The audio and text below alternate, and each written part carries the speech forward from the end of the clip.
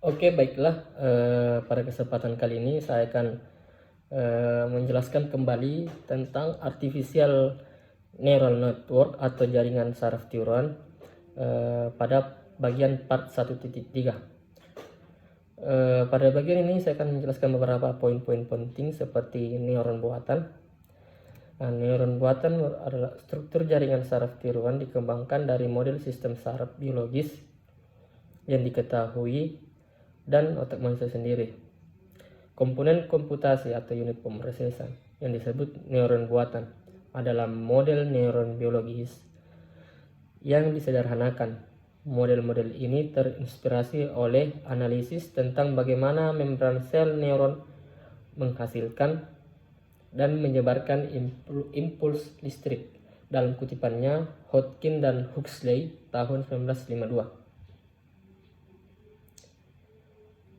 Neuron buatan yang digunakan dalam jaringan saraf tiruan bersifat nonlinear, biasanya memberikan output yang kontinu dan melakukan fungsi yang sederhana, seperti misalnya mengumpulkan sinyal yang tersedia pada masukannya, merakitnya sesuai dengan fungsi operasionalnya, dan menghasilkan respon dengan mempertimbangkan fungsi aktivasi bawaannya. Selanjutnya, pada bagian ini saya akan menjelaskan elemen-elemen dari neuron buatan. Yang pertama itu ada sinyal input. Yang kedua ada bobot sinaptik. Yang ketiga ada agregator linear. Dan keempat ada aktivasi atau bias. Yang kelima ada potensi aktivasi. Yang keenam ada fungsi aktivasi, dan selanjutnya itu sinyal keluaran.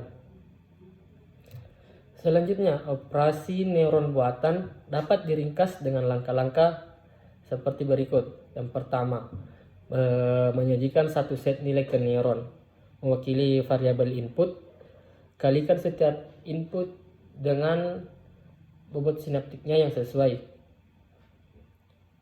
Dapatkan potensi aktivasi yang dihasilkan oleh jumlah tertimbang dari input sinyal dan kurangi ambang aktivasi. Kemudian menerapkan fungsi aktivasi yang tepat untuk membatasi keluaran neuron. Kompilasi output dengan menggunakan fungsi aktivasi saraf dalam potensi aktivasi.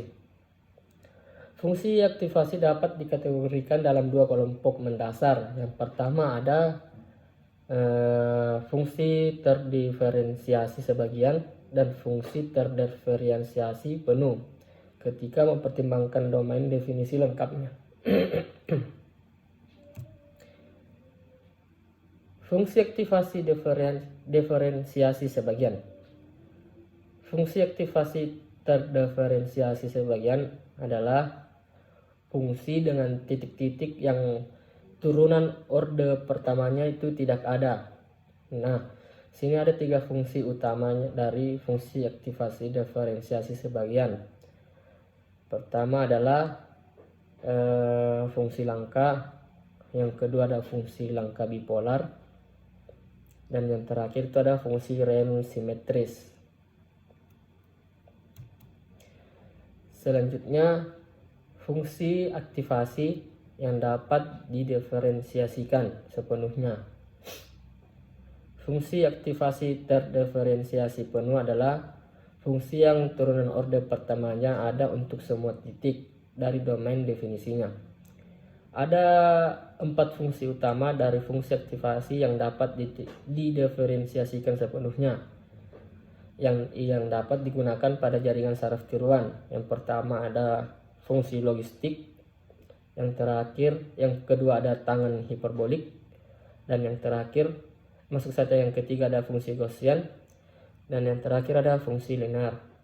Mungkin itu yang bisa saya jelaskan dari part 1.3 materi artificial neural network. Selanjutnya akan saya jelaskan part selanjutnya. Terima kasih.